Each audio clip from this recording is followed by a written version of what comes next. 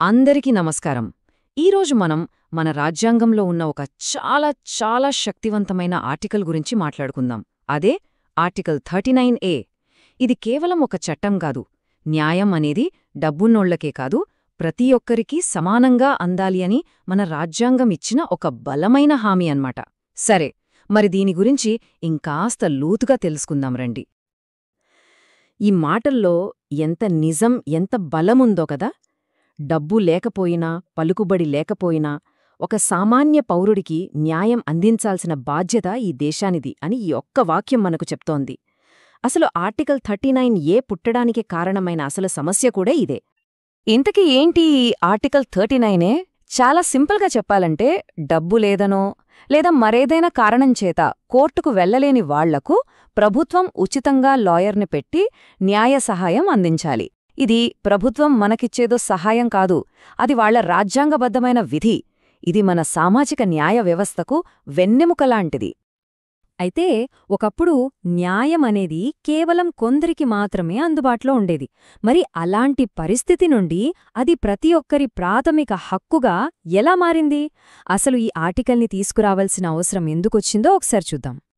కొన్ని దశాబ్దాల క్రితం పరిస్థితి ఎలా ఉండేదంటే, కేసు వాదించాలంటే డబ్బు కావాలి, లాయర్ లేకపోతే న్యాయం దొరకదు, పేదవాడైతే దాదాపు దోషికిందే లెక్క. అదే డబ్బున్నోడైతే ఎలాగోలా తప్పించుకుంటాడు. పోలీసులు కూడా బలవంతుల వైపే ఉండేవారు. ఇది ఆనాటి వాస్తవం.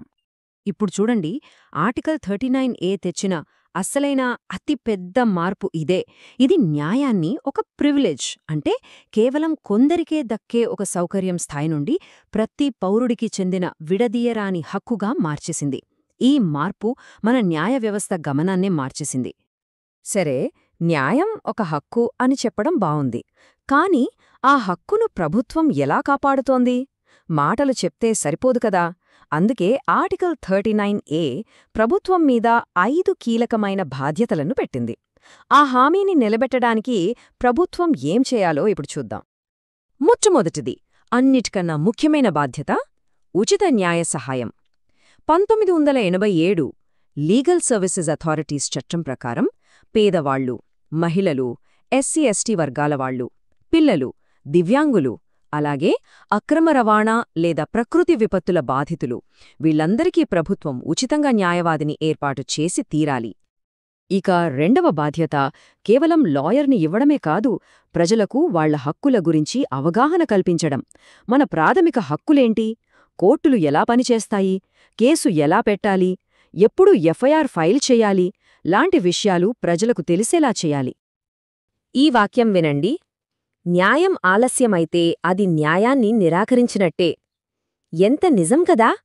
ఈ సూత్రం ఆధారంగానే ప్రభుత్వం తన మూడవ బాధ్యతను నిర్వర్తించాల్సి ఉంటుంది.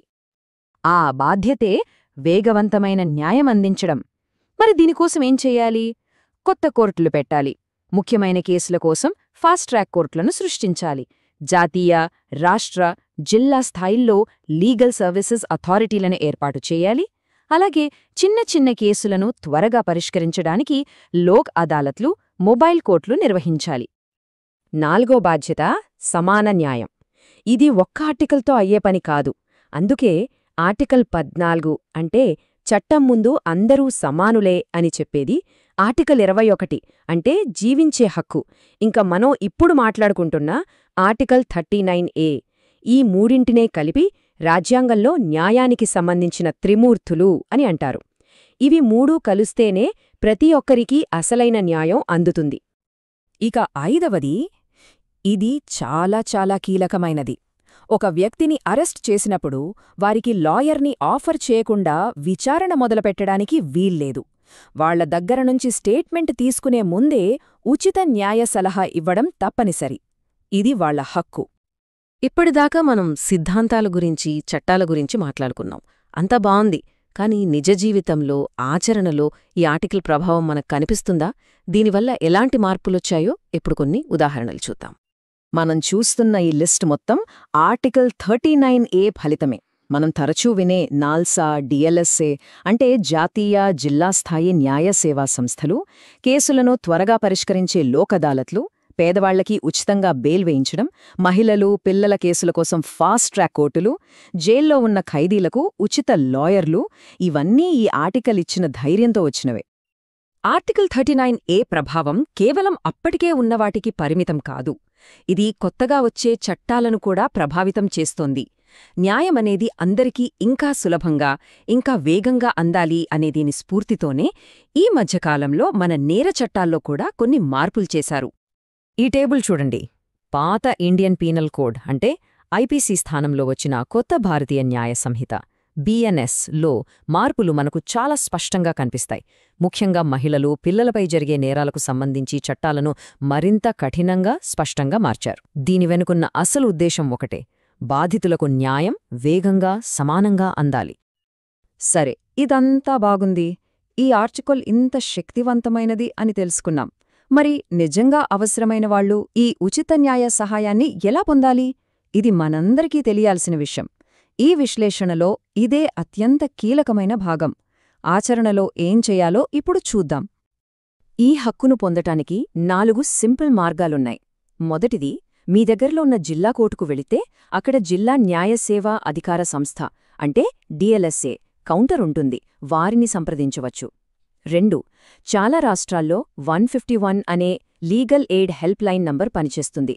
దానికి కాల్ చేయొచ్చు. 3, చిన్న చిన్న కేసుల కోసమైతే లోక్ అదాలత్కి వెళ్తే చాలా వరకు అక్కడికక్కడే పరిష్కారం దొరుకుతుంది. ఇక 4ది, ఒకవేళ అది చాలామందికి సంబంధించిన పెద్ద సమస్య అయితే హైకోర్టులో ప్రజా ప్రయోజన వ్యాజ్యం అంటే PIL వేయొచ్చు. ఓకే, ఇక మనం ముగింపుకు వచ్చేస్తున్నాం. ఈ హక్కు అనేది కేవలం కాగితం మీద ఉన్న ఒక అక్షరం కాదు. దీని వెనక రాజ్యాంగమనే ఒక మహాశక్తి ఉంది. మరి ఎవరైనా ఈ హక్కును ఒకరికి అందకుండా అడ్డుపడితే ఏం జరుగుతుంది? అవును, అదే ప్రశ్న. ఒక అధికారిగాని లేదా ఇంకెవరైనా సరే ఒక వ్యక్తికి ఉచిత న్యాయ సహాయం పొందే హక్కును అడ్డుకుంటే వాళ్లకు ఎలాంటి పరిణామాలు ఎదురవుతాయి? పరిణామాలు చాలా తీవ్రంగా ఉంటాయి. వాళ్లమీద కోర్టు ధిక్కరణ కేసు నమోదు కావచ్చు. ఒకవేళ బాధితులు SC/ST వర్గాలకు చెందినవారైతే ఆ చట్టం కింద కూడా చర్యలు తీసుకుంటారు. కొత్త BNS చట్టం ప్రకారం న్యాయానికి ఆటంకం కలిగించినందుకు శిక్షలు కూడా ఉంటాయి. అన్నింటికన్నా ముఖ్యంగా హైకోర్టు దీన్ని చాలా సీరియస్గా తీసుకుంటోంది. ఎందుకంటే ఇది ఒకరి ప్రాథమిక హక్కులను కాలరాయడమే అవుతోంది. చివరగా ఈ ఒక్క వాక్యం గుర్తుంచుకోండి. న్యాయం కోసం పోరాడేటప్పుడు ఎవ్వరూ ఒంటలి కాదు. మనకు లాయర్ ఉన్నా లేకపోయినా మనందరి తరపున వాదించడానికి ఒక పెద్ద లాయర్ ఉన్నారు. ఆ లాయరే మన భారత రాజ్యాంగం.